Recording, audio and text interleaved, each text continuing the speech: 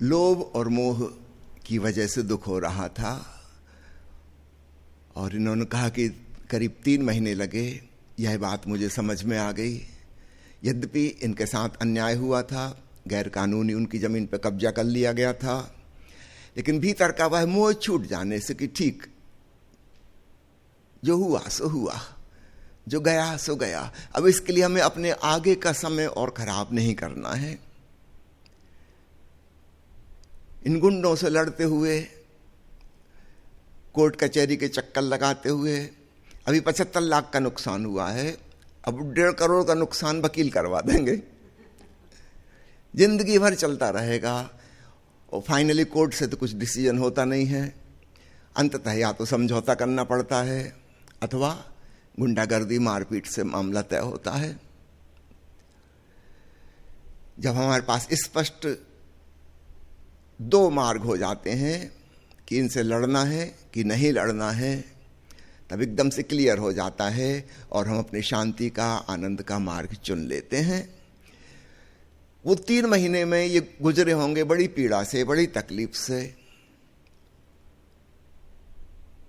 अन्याय के प्रति एक शिकायत, कोर्ट कचहरी के प्रति शिकायत, समाज के प्रति शिकायत, लेकिन आपके शिकायत भाव से केवल आप परेशान होंगे और तो कुछ होने नहीं वाला। दुनिया ऐसी ही चलती रहेगी, पहले भी ऐसे ही चल रही थी, जिसकी लाठी उसकी भैंस।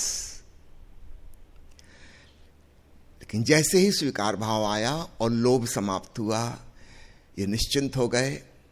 और मैं इसको अप्रिशिएट करता हूं, न केवल आपने अपना जीवन सुखी बनाया, बल्कि अपने बच्चों के लिए उनके सिर पे एक मुसीबत नहीं ला दी। नहीं तो आपके जाने के बाद वो केस लड़ते रहते। वो केस कोई आपकी जिंदगी में खत्म थोड़ी होने वाला था, चलता रहता, ऑन गोइंग ट्रबल, बिना काम की परेशानी। न हम जमीन लेके आए दुनिया में, न जमीन लेके जाएंगे, लेकिन इसके लिए थोड़ा सा गैर गंभीर होना जरूरी है। अचानक हम रिलैक्स हो जाते हैं और तो हम पाते हैं वो चट्टान हट गई और हमारे भीतर से आनंद का झरना फूट पड़ा। दूसरी शेयरिंग में एक सरकारी अफसर के रूप में गए, फैक्ट्री वाले ने बेइज्जती कर दी, गेट आउट कर दिया और उसका दंश अभी तक है। 50 साल से ऊपर हो गए उस घटना को घटे। अब देखिए, यहां पर हमारे मन में एक्सपेक्टेशन है कि हम फला फला पोस्ट पे हैं, हम बड़े ऑफिसर हैं और सामने वाला हमें इज्जत देगा। आप सामने वाले के लिए क्या हो खूब अच्छे से समझ लो। एक फैक्ट्री वाला जो गैर कानूनी तरीके से धन कमा रहा है, कुछ ब्लैक का काम कर रहा है, आप उसके यहाँ छापा मारने पहुंचे हो या उसकी तलाशी लेने गए हो, आप उसके काम में कुछ त्रुटि ढूंढने गए हो, उसके लिए तो आप दुश्मन हो, उसके लिए आप दुश्मन हो। यहां भी देखिए, फिर से वही अन्याय वाली बात आ रही है।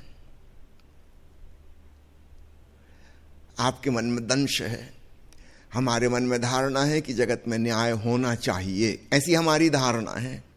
यद्यपि इसके प्रमाण कहीं नहीं मिलते, आज तक कभी नहीं हुआ, अभी भी नहीं हो रहा और ऐसी कोई उम्मीद भी नहीं है कि आगे कभी होगा, क्योंकि मनुष्य आखिर हमारे ही जैसे हैं। वो जंगल राज आज भी चल रहा है। जिसके हाथ में ताकत है, जिसके पास पैसा है, जिसके पास पावर है, जिसके पास ऊंची पोस्ट है, वो अपनी रंगदारी और गुंडागर्दी करेगा। काश हम वस्तु स्थिति को स्वीकारें, अपने विवेक से, अपनी समझ से जो अच्छे से अच्छा हम कर सकते हैं वह करें। लेकिन इस बात को जानते हुए कि दुनिया इसी ढंग से चलती आ रही है, लाखों लाखों सालों से आज भी चल रही है। नाम रूप बदल जाते हैं।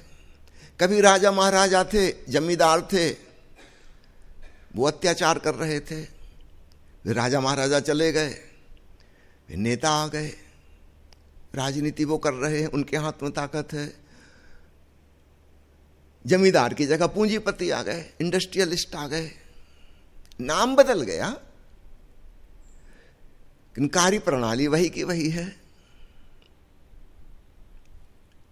सिस्टम वैसे ही चल रहा है।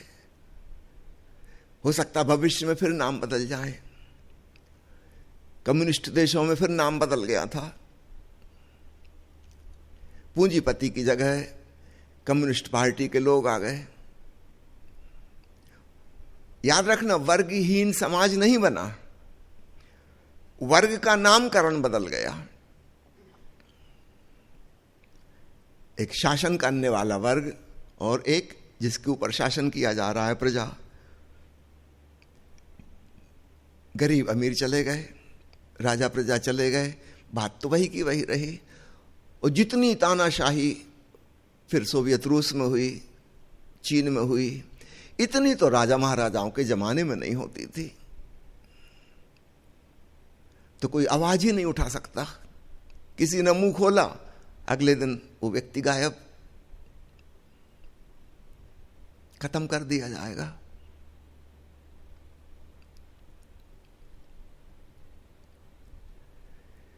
तो बाहर बाहर की व्यवस्थाएं नाम मात्र को बदल जाती हैं, चाहे वह सामंतशाही हो, चाहे वह तानाशाही हो, चाहे वह तथाकथित प्रजातंत्र हो, चाहे वह साम्यवाद समाजवाद के नाम पर व्यवस्था हो।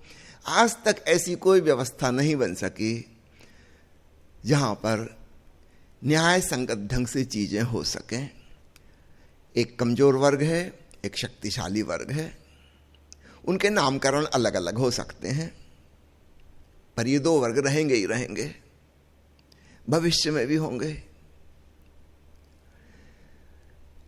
हमारे मन में धारणा है कि ऐसा नहीं होना चाहिए, मगर हमारी धारणा से तो दुनिया नहीं चलेगी।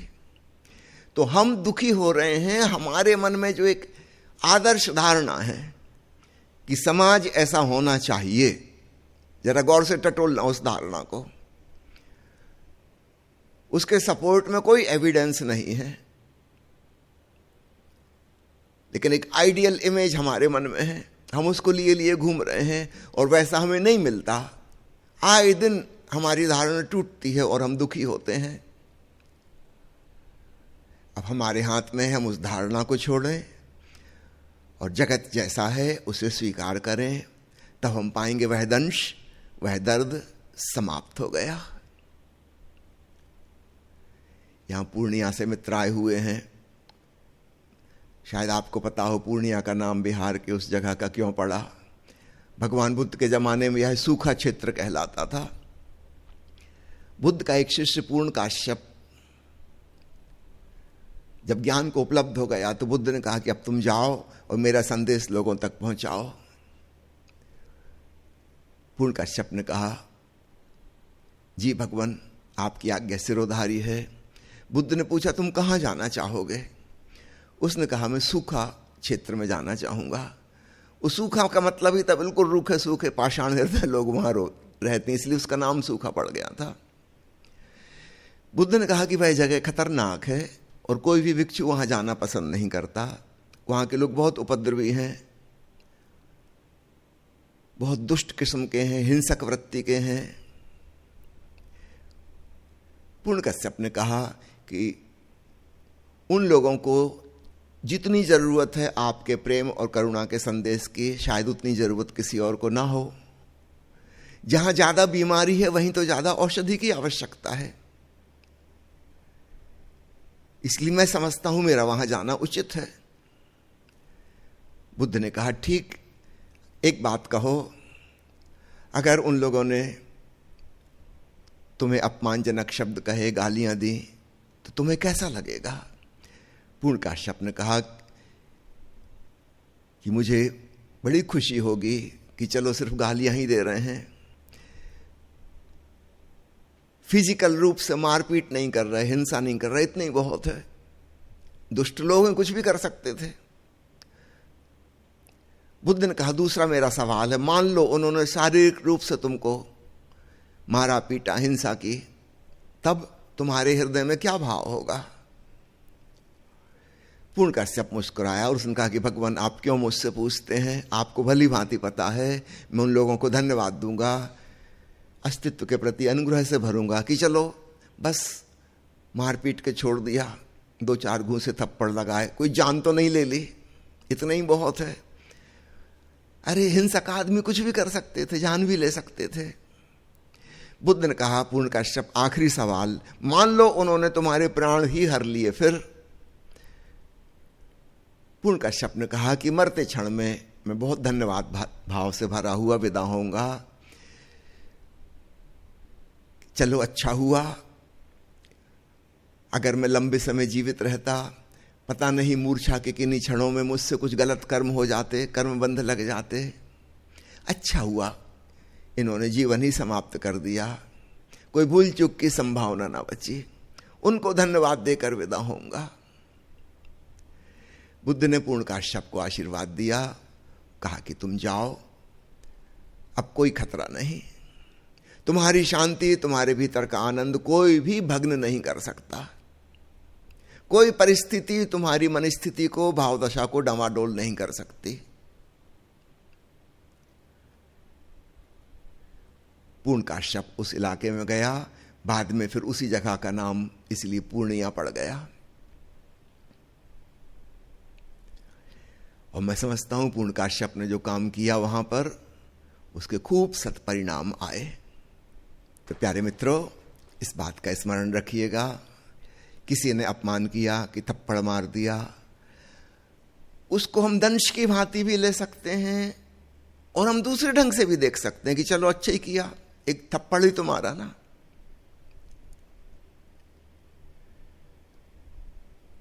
और भी ज्यादा बुरा कर सकता था, बुरा आदमी कुछ भी कर सकता है, और तब हम धन्यवाद देंगे और हम निर्भर हो जाएंगे। याद रखना, उसकी वो जाने वो किस भावदशा में जिएगा, लेकिन हमारे भीतर वो जो कांटा चुभा था, हम उससे मुक्त हो जाएंगे। चलिए तीसरी शेयरिंग पर आते हैं। इन बहन ने कहा कि उनके परिवार वाले सभी लोग उनसे नाराज रहते हैं, अपमानजनक बातें कहते हैं, गालियां देते हैं, और इन्होंने खुद भी कारण बताया कि शायद कारण ये है कि मैं बहुत संपन्न हूं। उन लोगों के मन में कहीं ईर्ष्या है, यद्यपि ये सब प्रकार से मदद करती हैं।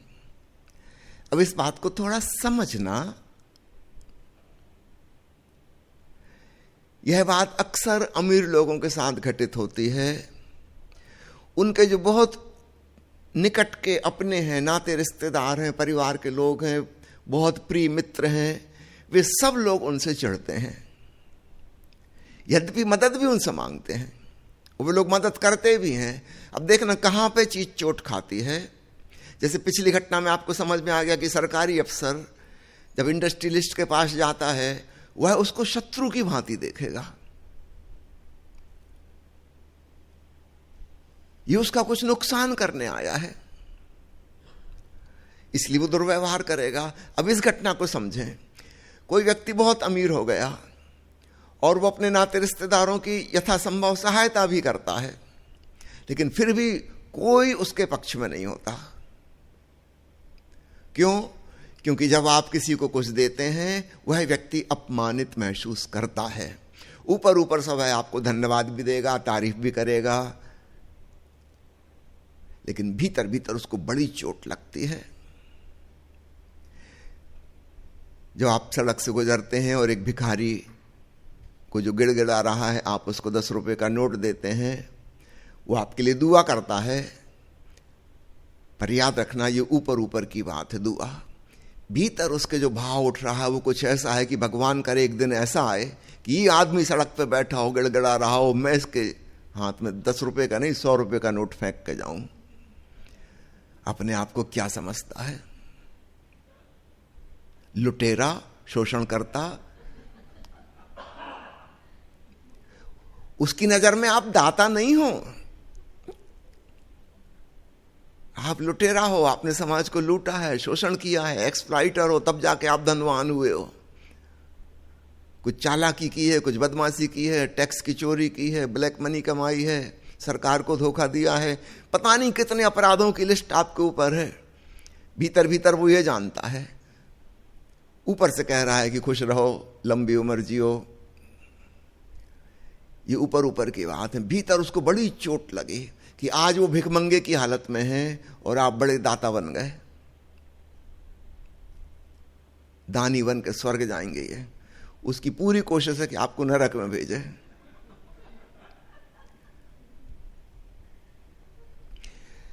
आदमी की मानसिकता बड़ी विचित्र है। अगर आप उसके दोनों पहलुओं को देखें, आपके भीतर कोई रंजिश, कोई दुख, कोई उदासी, कुछ नहीं होगा।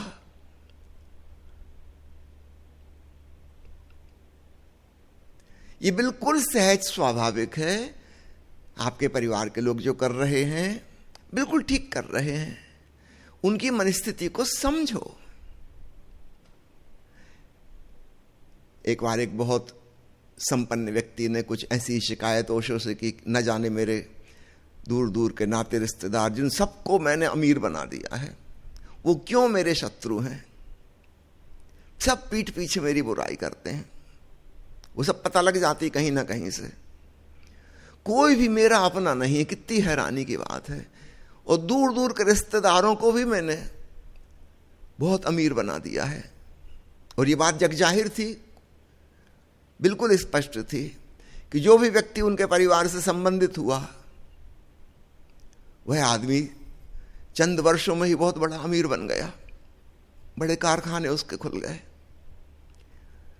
तो वे जो कह रहे थे वो झूठ नहीं कह रहे थे, लेकिन उन्होंने अपना दुख व्यक्त किया कि मैं बहुत पीड़ित हूं, परेशान हूं, कोई मेरा हितैषी नहीं है। उनका तुम एक काम करो, कभी कभी उनको भी तुम्हारा हित करने का मौका दिया करें। तुम सिर्फ दानी मत बनो, कुछ लेने वाले भी बनो। उस अमीर ने कहा मुझे कोई जरूरत ही नहीं, मैं उनसे क्यों लूंगा। उनका ठीक है, तुम्हें धन की जरूरत नहीं है, अन्य चीजें तो हो सकती हैं। कभी किसी को फोन कर दिया कि आज मेरी तबीयत ठीक नहीं, सिर दर्द हो रहा है, जरा आ जाओ, 10 मिनट बातचीत करना, मैं हल्कापन महसूस करूंगा। वो आदमी आके तुम्हारे माथे पे हाथ रख देगा कि बाम लगा देगा, साथ में चाय कॉफी पी लोगे। उसको लगेगा उसने भी तुम्हें कुछ दिया है। थोड़ा उनको भी दाता बनने का मौका दो कि तुम्हारे घर में कोई काम है और 4 मित्रों को बुला लो, इस काम की जिम्मेवारी आप लोग ले लीजिए। उनको लगेगा कि आपने भी उनसे कुछ लिया, तो बराबरी की बात हो जाएगी। अगर आप बराबरी के नहीं होगे तो वो लोग हमेशा आपके शत्रु रहेंगे। तो कुछ उपाय करो बराबरी के होने का, अन्यथा आप सुपीरियर बन गए हो और वो सब इन्फीरियर हो गए हैं। मैत्री हो नहीं सकती ऊपर और नीचे वाले में।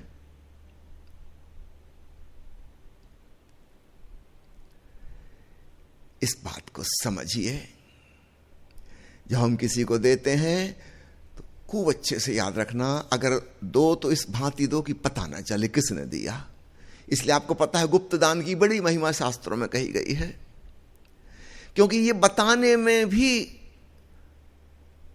ये प्रकट होने में भी कि मैं देने वाला हूं, उस व्यक्ति के अहंकार को चोट लग रही है। तो मदद भी करो तो ऐसी कि ये भी पता ना चले किसने मदद की, कैसे की, इनडायरेक्ट, परोक्ष वे में। और दूसरों से मदद मांगो भी, उनकी सहायता लो। ठीक है, आपको धन की जरूरत नहीं है, जीवन तो बहुआयामी है, बहुत आयामों में हमें जरूरत है। हमें हर काम तो नहीं आता, हमें सब प्रकार की टैलेंट तो नहीं है, भांति भांति से हमको जरूरत पड़ती है। आप सहायता लेना भी सीखें और तब आप पाएंगे एक बराबरी की बात बनी, एक मैत्री भाव निर्मित हुआ और फिर किसी को चोट नहीं लगेगी। खुले हृदय से हम एक दूसरे के साथ संबंधित हो पाएंगे तो आपके ऊपर से भी वो भार उतर जाएगा और दूसरे लोग भी हल्के फुल्के हो जाएंगे। इस बात को खूब अच्छे से समझिएगा। तो यहां पर भी आप देखेंगे आपके भीतर की ही वह एक्सपेक्टेशन, वह भावना कि मैंने जिनको इतना दिया है कम से कम बदले में गाली तो ना दें, चलो इज्जत ना करें, अपमान तो ना करें, बेइज्जती तो ना करें, पीठ पीछे चुगली तो ना करें, मनगढ़ंत कहानियां तो ना गढ़ें। आपको कुछ करना होगा ताकि कहीं से किसी को इन्फीरियर ना लगे, उनको भी सुपीरियर होने का मौका दीजिए।